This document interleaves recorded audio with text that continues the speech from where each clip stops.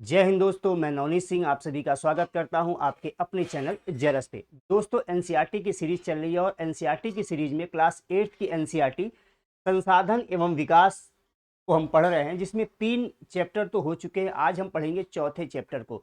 तो चलिए शुरू करते हैं चौथा चैप्टर यानी कि कृषि। तो चलिए शुरू करते हैं एनसीईआरटी क्लास 8 का चौथा चैप्टर कृषि। देखिए, सबसे पहले बात आती है कि एग्रीकल्चर शब्द की उत्पत्ति कैसे होती है। तो देखिए, एग्रीकल्चर शब्द लैटिन भाषा के 2 शब्दों से मिलकर बना है, एगर या एग्री, ठीक, और दूसरा कल्चर। एगर या एग्री का अर्थ होता है मृदा, एगर या एग्री का मतलब होता है मृदा, और कल्चर का अर्थ होता है कृषि, ठीक। तो इन दोनों शब्दों से मिलकर बना है एग्रीकल्चर।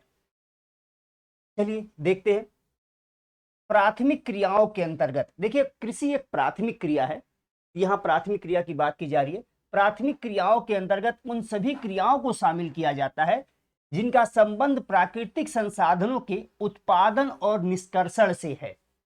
एक कृषि, मत्स्यन और संग्रहण इसके अच्छे उदाहरण हैं। ठीक, खेती करना, मछली पालना और जंगल से कोई चीज संग्रह करना, जंगल या कहीं से भी कोई चीज संग्रह करना, इसका उदाहरण है। द्वितीय क्रियाएं इन संसाधनों के प्रसंस्करण से संबंधित है। यानी कि आप कृषि करके गेहूं पैदा किए, कृषि करके गेहूं पैदा किए, और इस गेहूं का अगर आप आटा बना दिए और आटे से ब्रेड बना दिए, आटे से ब्रेड बना दिए, तो गेहूं तो प्राथमिक क्रिया में आ गई, और आटा और गेहूं, ब्रेड और आटा बनाना ये द्वितीय क्रिया में आ गए। ठीक, इस्पात विनिर्माण, डबल रोटी पकाना, कपड़ा बुनना, इन क्रियाओं के उदाहरण यानी द्वितीय क्रिया में ये आते हैं।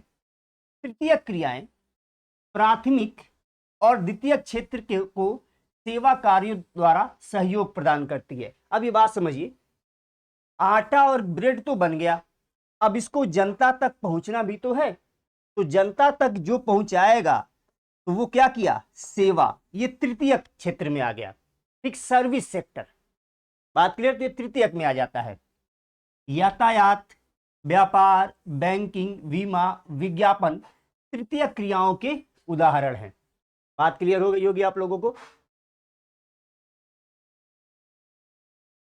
कृषि जो है एक प्राथमिक क्रिया, जैसा पहले ही मैंने बताया आपको कि कृषि कैसी क्रिया है, प्राथमिक क्रिया है।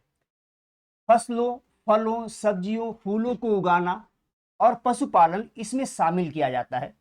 विश्व में 50% लोग कृषि से जुड़े हुए हैं, विश्व के 50% लोग कृषि से जुड़े हैं। लेकिन जबकि भारत की अगर बात करें तो भारत की जनसंख्या का 2/3 भाग कृषि से जुड़ा हुआ है। भारत की जनसंख्या का 2/3 भाग कृषि से जुड़ा हुआ है।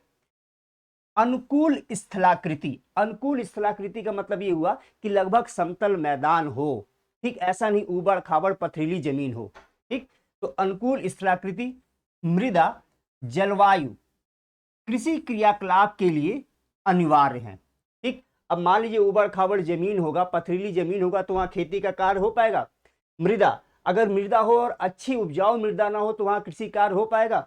और जलवायु कठिन हो, या बहुत ठंडक पड़ती हो, माइनस में टेम्परेचर रहता हो, या टेम्परेचर 60 डिग्री से ऊपर चला जा रहा हो अगर, तो क्या वहां कृषि कार्य हो पाएगा। तो ये तीनों ही फैक्टर हैं जो कृषि कार्य के लिए बहुत ही अनिवार्य हैं। जिस भूमि पर फसलें उगाई जाती हैं कृषिगत भूमि कही जाती हैं। ठीक, सिंपल सी बात है, जहां आप फसल उपजाओगे उसे आप कृषिगत भूमि कहोगे। आगे बढ़ते हैं। ये विश्व का मानचित्र है और मानचित्र में जो ग्रीन कलर का दिया हुआ है, इस ग्रीन कलर की जगहों पे खेती की जाती है। अब देखिए, यहां क्या आप जानते हैं, इसको देख लेते हैं, उसके बाद हम आगे बढ़ते हैं कृषि तंत्र की ओर। देखिए, अभी कल्चर में मतलब बता दिया कि कृषि, और एग्री मतलब बता दिया आपको कि एग्री मतलब क्या होता है, सॉरी, एग्री मतलब मृदा और कल्चर मतलब कृषि, बता दिया आपको, यहां काटना पड़ेगा है। तो देखिए, कल्चर मतलब अभी आपको बताया कि कृषि होता है। ठीक, कल्चर मतलब कृषि। तो एग्री मतलब हो गया मृदा। अब यहां देखिए कि सब एक दूसरे से जुड़े हुए, कल्चर से सारी चीजें जुड़ी हुई, यानी कृषि से जुड़ी हुई। देखिए एग्रीकल्चर यानी कृषि, मृदा की जुताई, फसलों को उगाना, पशुपालन का विज्ञान एवं कला, इसे खेती भी कहा जाता है, एग्रीकल्चर के अंतर्गत आता है। ठीक। सेरीकल्चर, सेरीकल्चर में रेशम उत्पादन अगर किया जाता है तो उसे आप कहते हो सेरीकल्चर। पीसी कल्चर, मत्स्य पालन यानी मछली पालन की बात जब की जाती है तो वो आता है पीसी कल्चर में। वीटी कल्चर, अंगूरों की खेती जहां की जाती है उसे कहा जाता है, अंगूरों की खेती को कहा जाता है विटीकल्चर। हार्टिकल्चर, हार्टिकल्चर को कहा जाता है उद्यान कृषि, जिसमें आप सब्जी उगाते हो, फूलों को उगाते हो, फलों को उगाते हो, इसे कहा जाता है हॉर्टिकल्चर। अब देखते हैं कृषि तंत्र। तंत्र मतलब समझिए सिस्टम, क्रियाविधि, ठीक, या मैकेनिज्म। मैकेनिज्म अगर इंग्लिश में अच्छा शब्द यूज करूं मैं तो तंत्र का मतलब हो जाएगा मैकेनिज्म। ठीक। देखिए कृषि या खेती एक तंत्र के रूप में देखा जा सकता है, कृषि या खेती को एक तंत्र के रूप में देखा जा सकता है। इसके महत्वपूर्ण निवेश हैं, यानी इसमें क्या क्या निवेश किया जाता है खेती करने के लिए। तो देखिए बीज का उपयोग किया जाता है, उर्वरक का उपयोग किया जाता है, मशीनरी का उपयोग करते हैं और श्रमिक काम करते हैं, तब आपकी खेती होती है। और इसमें क्रियाविधि, क्या क्या क्रियाविधि यूज की जाती है वो देखते हैं। सबसे पहले जुताई, बुआई, एनसीईआरटी में खूब फोटो दिया है। जुताई, बुआई, सिंचाई, निराई, कटाई, इसकी कुछ संक्रियाएं हैं। ये क्रिया यहाँ पे खेती में के अंतर्गत की जाती है। इस तंत्र के निर्गतों के अंतर्गत फसल, यानी खेती किया आपने तो फसल आपको प्राप्त होगी। अगर आप जानवर पाले, भेड़ पाले तो आपको ऊन प्राप्त होगा, बकरी पाले तो ऊन प्राप्त होगा, दूध प्राप्त होगा, मांस प्राप्त होगा। डेयरी जानवर पाले हो, दुधारू, तो आपको डेयरी के उत्पाद प्राप्त होंगे। मुर्गे पाले हो तो कुक्कुट मुर्गे मिलेंगे आपको। तो ये सारी चीजें मिलती हैं। अब देखते हैं कृषि के प्रकार। कई प्रकार की कृषि होती है, एक एक करके हम कृषि के प्रकार के बारे में डिस्कस करेंगे और एग्जाम के पॉइंट ऑफ व्यू से बहुत इंपॉर्टेंट है, चाहे प्री हो चाहे मेंस हो, यहां से क्वेश्चंस आते हैं। ठीक। विश्व में कृषि विभिन्न तरीकों से की जाती है। भौगोलिक दशाओं, उत्पाद की मांग, किसी फसल की ज्यादा डिमांड है तो उसका उत्पादन अधिक किया जाएगा, वही लिखा है यहाँ, उत्पाद की मांग, श्रम और प्रौद्योगिकी के आधार पर कृषि को दो मुख्य प्रकारों में वर्गीकृत किया जा सकता है। एक तो निर्वाह कृषि और दूसरा वाणिज्यिक कृषि। ठीक। तो भौगोलिक दशा, उत्पादन की मांग, श्रम और प्रौद्योगिकी के आधार पर कृषि को दो भागों में डिवाइड किया गया, दो भागों में वर्गीकृत किया गया है, बांटा गया है। एक तो निर्वाह कृषि और दूसरा वाणिज्यिक कृषि। तो चलिए देखते हैं निर्वाह कृषि। अब निर्वाह कृषि वो कृषि होती है जिसमें एक परिवार छोटे से भूमि क्षेत्र में अपने परिवार के लोगों के साथ श्रम करके उत्पादन करता है, और इसमें अत्याधुनिक प्रौद्योगिकी का यूज नहीं किया जाता। इसमें परंपरागत हल्की फुल्की प्रौद्योगिकी का यूज करके, कठिन श्रम करके केवल जीवन निर्वाह के लिए कृषि की जाती है। ठीक। देखिए इस प्रकार की कृषि कृषक परिवार की आवश्यकताओं को पूरा करने के लिए की जाती है। पारंपरिक रूप से कम उपज प्राप्त करने के लिए निम्न स्तरीय प्रौद्योगिकी यानी एडवांस टेक्नोलॉजी इसमें यूज नहीं होती है। समान परंपरागत कृषि प्रौद्योगिकी जो है परंपरा के अनुसार जो चली आ रही वही यूज किया जाता है, और पारिवारिक श्रम का उपयोग किया जाता है। देखिए पूरा परिवार उस खेत में लगा हुआ है, निराई गुड़ाई कटाई सब परिवार के लोग मिलकर ही कर रहे हैं। निर्वाह कृषि को पुनः गहन कृषि, गहन निर्वाह कृषि और आदिम निर्वाह कृषि में वर्गीकृत किया जा सकता है। ठीक।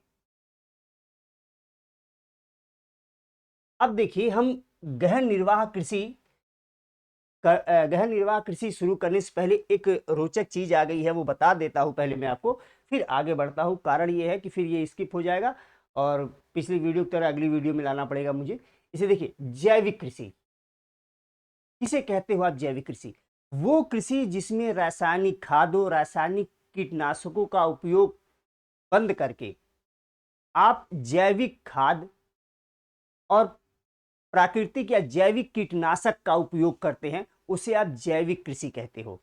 बात क्लियर? देखिए इसमें लिखा है, इस प्रकार की कृषि में रासायनिक खादों के स्थान पर जैविक खाद, ठीक, और प्राकृतिक पीड़कनाशी का उपयोग किया जाता है। फसलों का उत्पादन बढ़ाने के लिए इसमें कोई आनुवांशिक रूपांतरण नहीं किया जाता, ठीक। तो रासायनिक खाद का, रासायनिक कीटनाशक का उपयोग न करके पूर्णतः प्रकृति पर निर्भर होकर खेती की जाती है इसमें, ठीक। चलिए आगे बढ़ते हैं। गहन निर्वाह कृषि। अब गहन निर्वाह कृषि क्या होता है? इसमें एक किसान साल में एक से अधिक फसल उगाता है, ठीक।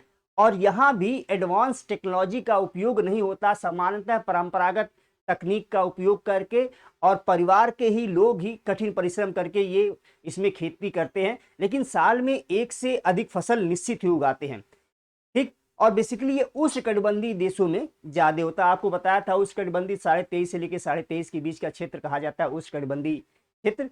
तो इस क्षेत्र में इस प्रकार की खेती की जाती है और मुख्य फसल यहाँ पे धान है, ठीक। इसके अलावा गेहूं, मक्का आदि भी उगाया जाता है। चलिए देखते हैं एनसीईआरटी क्या चीज बताती है। देखिए, निर्वाह कृषि के बाद हमारा आ गया गहन निर्वाह कृषि। गहन निर्वाह कृषि में किसान एक छोटे भूखंड पर साधारण औजारों और अधिक श्रम से खेती करता है। अधिक धूप वाले दिनों से युक्त जलवायु और उर्वरा मृदा वाले खेत में एक वर्ष में एक से अधिक फसल उगाई जा सकती हैं। अब देखिए लिखा है अधिक धूप वाले दिनों से युक्त, तो अधिक धूप कहाँ मिलेगा? 23.5 यानी कर्क रेखा से मकर रेखा, 23.5 से 23.5 के बीच उष्णकटिबंधीय क्षेत्र है। सूर्य की किरणें यहाँ ही सीधी चमकती हैं। इसके अलावा अगर 23.5 से आप नॉर्थ में जाओगे, सूर्य की किरणें कभी सीधी नहीं चमकेंगी, और 23.5 दक्षिण में साउथ की ओर जाओगे तो कभी सीधी नहीं चमकेगी। तो सबसे अधिक सूर्य की रोशनी इसी क्षेत्र को मिलती है, इसलिए अधिक धूप वाले दिन का वर्ड यूज किया गया है, ठीक। चावल यहाँ की मुख्य फसल है। अन्य फसलों में गेहूं, मक्का, दलहन, तिलहन शामिल किया गया है। अब देखिए गहन निर्वाह कृषि दक्षिण पूर्व एशिया और पूर्वी एशिया, अब देखिए दक्षिण पूर्व एशिया और पूर्वी एशिया, इन जगहों पर की जाती है और ये बहुत ही सघन जनसंख्या वाले मानसूनी प्रदेश हैं। तो यहाँ पे गहन निर्वाह कृषि की जाती है, ठीक है। देखिए आदिम निर्वाह कृषि में स्थानांतरी कृषि या और चालवासी पशुचारण कृषि, दो प्रकार की कृषियां हैं। अभी देखिए निर्वाह कृषि में हम दो कृषि पढ़े, गहन निर्वाह कृषि एक था और दूसरा आदिम निर्वाह कृषि। तो पहला तो हम पढ़ लिए गहन निर्वाह कृषि। आदिम निर्वाह कृषि दो भागों में बढ़ जाती है, दो रूपों में की जाती है। एक तो स्थानांतरित कृषि और दूसरा चालवासी कृषि, या इसे स्थानांतरणशील कृषि भी कहते हैं, झूमिंग कृषि भी कहते हैं, स्लेश एंड बर्न कृषि भी कहते हैं।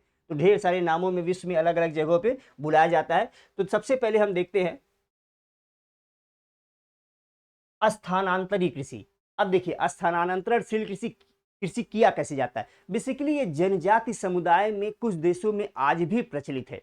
बेसिकली यहाँ होता क्या था कि जंगल को पहले ये जनजाति समुदाय लोग जंगल को काटते थे, कुछ क्षेत्र जंगल के कुछ एरिया को काट देते थे, फिर उस पेड़ पौधे जो थे वहां के उसको जला देते थे। जलाने के बाद राख को पूरे क्षेत्र में बिखेर देते थे, उसके बाद खेती करते थे। जब तक वहां पे मिट्टी उपजाऊ रहती थी, खेती की जाती थी, उसके बाद ये आगे बढ़ जाते थे, उस जगह को छोड़ के आगे बढ़ते थे, फिर जंगल काटते थे, जलाते थे, राख बिखेरते थे, पुनः कृषि करते थे, ठीक। फिर वहां का उपजाऊपन खत्म हो गया, फिर वो आगे बढ़ गए, इसलिए इसे स्थानांतरणशील कृषि भी कहा जाता है, ठीक। चलिए देखते हैं स्थानांतरित कृषि अमेजन बेसिन के सघन वन क्षेत्रों, उष्णकटिबंधीय अफ्रीका, दक्षिण पूर्वी एशिया, उत्तरी पूर्वी भारत के भागों में प्रचलित है। ये भारी वर्षा और वनस्पति के तीव्र पुनर्जन्म के क्षेत्र हैं। वृक्षों को काट कर और जलाकर भूखंड को साफ किया जाता है, तब राख को मृदा में मिलाया जाता है तथा मक्का, रतालू, आलू, कसावा जैसी फसलों को उगाया जाता है। भूमि की उर्वरकता की समाप्ति के बाद वह भूमि को छोड़ दी जाती है और कृषक नए भूखंड पर चला जाता है। फिर वहां यही काम करता है, पेड़ को काटता है, जलाता है, राख बिखेरता है, खेती करता है, फिर आगे बढ़ता है। स्थानांतरित कृषि को कर्तन एवं दहन कृषि के नाम से भी जानते हैं। और देखिए विश्व में अलग अलग जगहों पे अलग अलग नाम है, वो यहाँ दिया हुआ है। उत्तरी पूर्वी भारत में स्थानांतरणशील कृषि को झूमिंग कहा जाता है। मेक्सिको में स्थानांतरणशील कृषि को मिल्पा कहा जाता है। ब्राजील में स्थानांतरणशील कृषि को रोका कहा जाता है और मलेशिया में स्थानांतरणशील कृषि को लदांग कहा जाता है। बात क्लियर। अब देखते हैं चलवासी पशुचारण कृषि। अब देखिए चलवासी पशुचारण कृषि की जहां तक बात है, तो आप अपने क्षेत्र में देखे होंगे कि कई बार पर्वतों से भेड़ों को लेकर लोग चले आते हैं। ठीक, अब वो किस सीजन में आते हैं? जब पर्वतीय क्षेत्रों में बहुत ठंड पड़नी शुरू हो जाती है और भेड़ पालन में कठिनाई शुरू हो जाती है, तो वो क्या करते हैं, भेड़ बकरियों को लेकर मैदानी इलाकों में चले आते हैं। ठीक, और यहाँ पे तब तक रहते हैं जब तक पर्वतों का मौसम थोड़ा गर्म नहीं हो जाता। जैसे ही गर्म होता है वो लेके वापस चले जाते हैं। तो ये भी पशुपालन भी तो कृषि का ही भाग है। ठीक, अब इससे उनको मिलता क्या है? इससे जानवरों की खालें मिलती हैं, जानवरों से दूध मिलता है, ऊन मिलता है। ठीक, तो ये सारी चीजें उस चलवासी समुदाय को प्राप्त हो जाती हैं। चलिए देखते हैं। देखिए चलवासी पशुचारण सहारा के अर्धशुष्क और शुष्क प्रदेशों में, मध्य एशिया और भारत के कुछ भागों में जैसे राजस्थान और जम्मू कश्मीर में, अब राजस्थान में बकरी और ऊंट को लेकर लोग आगे बढ़ते हैं, प्रचलित है। इस प्रकार की कृषि में पशुचारक अपने पशुओं के साथ चारे और पानी के लिए एक स्थान से दूसरे स्थान पर निश्चित मार्गों से घूमते हैं। इस प्रकार की गतिविधि जलवायु बाधाओं और भूभाग की प्रतिक्रिया स्वरूप उत्पन्न होती है। अब जलवायु कठोर होने की वजह से मान लीजिए पर्वतीय एरिया में इतना कठोर ठंड पड़ता है कि वहां जीवन यापन संभव नहीं होता, चाहे वो जानवर हो चाहे इंसान हो। उससे बचने के लिए वो मैदानी इलाकों में चले जाते, जैसे मौसम वहां समान होता है वो यहां से चले जाते हैं। पशुचारक मुख्यतः भेड़, ऊंट, मवेशी, याक, बकरियां पालते हैं। ये पशुचारकों और उनके परिवारों के लिए दूध, मांस, ऊन, खाल और अन्य उत्पाद उपलब्ध कराते हैं। तो जानवरों से इन्हें ये सब सारी चीजें मिलती है। अब देखते हैं वाणिज्यिक कृषि। ठीक है, यहां तक तो आपको समझ में आया। ठीक,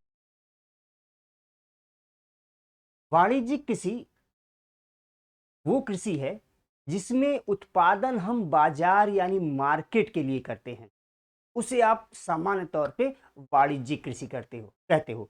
और बेसिकली ये ठंडे प्रदेशों में ज्यादा प्रचलित है, जहां फसलों का वर्धन काल ठंडा होने की वजह से फसलों का विकास धीरे धीरे होता है। सामान्य तौर पे यहाँ पूरे साल में एक ही फसल उगाई जाती है।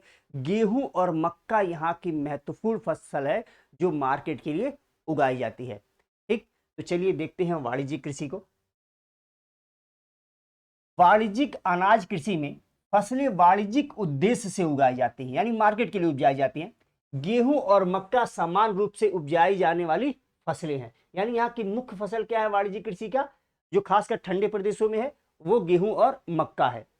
उत्तरी अमेरिका, यूरोप, एशिया के शीतोष्ण घास के मैदान वाणिज्यिक अनाज कृषि के प्रमुख क्षेत्र हैं।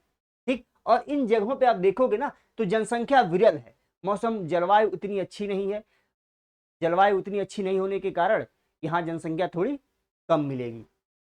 ये क्षेत्र सैकड़ों हेक्टेयर के बड़े फार्मों से युक्त विरल आबादी वाले क्षेत्र हैं।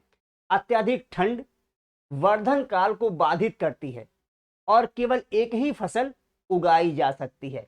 यानी वाणिज्यिक अनाज कृषि जहां भी की जाती है वहां आमतौर पर एक फसल उगाई जाती है। और ये कहाँ की विशेषता है?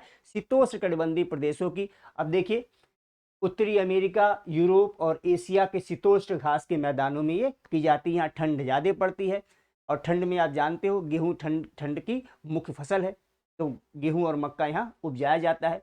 मिश्रित कृषि, देखिए कृषि के साथ साथ अगर पशुपालन किया जाए तो उसे हम कहते हैं मिश्रित कृषि। कृषि के साथ साथ पशुपालन जब होता है तो आप कहते हो उसे मिश्रित कृषि। देखते हैं, मिश्रित कृषि में भूमि का उपयोग भोजन व चारे की फसलें उगाने और पशुधन पालन के लिए किया जाता है। यानी पशुपालन और कृषि दोनों एक साथ अगर की जाए तो उसे आप कहोगे मिश्रित कृषि। ठीक, यह यूरोप, पूर्वी संयुक्त राज्य अमेरिका, अर्जेंटीना, दक्षिणी पूर्वी ऑस्ट्रेलिया, न्यूजीलैंड और दक्षिण अफ्रीका में प्रचलित है। ठीक, तो ये रहा आपका मिश्रित कृषि। अब आगे बढ़ते हैं। अब देखते हैं रोपण कृषि। देखिए, रोपण कृषि वाणिज्यिक कृषि का एक प्रकार है जहां चाय, कहवा, काजू, रबड़, केला, कपास की एकल फसल उगाई जाती है। ठीक, इसमें बृहद पैमाने पर श्रम और पूंजी की आवश्यकता होती है। उत्पाद का प्रसंस्करण खेतों के पास में ही या किसी कारखानों में किया जाता है। ठीक, और प्रसंस्करण करके मार्केट में उसको ले जाना होता है। जैसे चाय की पत्ती आपने तोड़ा, अब चाय की पत्ती अगर आपने असम को में तोड़ा तो ऐसा थोड़ी उसे ले जाके तमिलनाडु में प्रसंस्कृत करोगे। चाय की पत्ती तो असम में ही आसपास बागान के आसपास ही करोगे, तो बागान के आसपास ही इसका प्रसंस्करण किया जाता है। इस प्रकार इस कृषि में परिवहन जाल के विकास की अनिवार्यता होती है। सिंपल सी बात है, अगर मान लीजिए केले का ही आप रोपण किए हो तो जो केला प्रसंस्कृत कर दिए उसको भी पहुंचाना है, और जो कच्चा केला है मार्केट में पहुंचाना है, तो परिवहन जाल की अत्यधिक आवश्यकता होनी ही होनी है। ठीक, रोपण कृषि के मुख्य क्षेत्र विश्व के उष्णकटिबंधीय प्रदेश, बार बार उष्णकटिबंधीय आ रहा है और पिछली वीडियो में भी बताया, इस वीडियो में दोबारा बता रहा हूं, ध्यान रखिएगा। ये हमारी पृथ्वी और ये भूमध्य रेखा से लेके 23.5 उत्तरी अक्षांश और 23.5 दक्षिणी अक्षांश, यानी कर्क रेखा और मकर रेखा के बीच के क्षेत्र को कहा जाता है उष्णकटिबंधीय प्रदेश। ठीक, तो रोपण कृषि मुख्यतः विश्व के उष्णकटिबंधीय प्रदेशों में पाए जाते हैं। मलेशिया में रबड़ की खेती, ब्राजील में कहवा की खेती, भारत और श्रीलंका में चाय इसके प्रमुख उदाहरण हैं रोपण कृषि के। ठीक, अब हम देखेंगे मुख्य फसलें। अब कुछ मुख्य फसलों को हम नेक्स्ट वीडियो में देखेंगे। ठीक, क्योंकि वीडियो छोटी रहनी चाहिए ताकि आप आसानी से चीज़ों को समझ के याद कर सको। तो इसी के साथ आज के सेशन को समाप्त करते हैं। लेकिन हाँ, अगर वीडियो अच्छी लगी हो तो वीडियो को लाइक कीजिएगा, चैनल को सब्सक्राइब कीजिएगा और अधिक से अधिक शेयर कीजिएगा ताकि अधिक से अधिक लोग इससे लाभान्वित हो सकें और हमारी मेहनत सफल हो पाए। जय हिंद।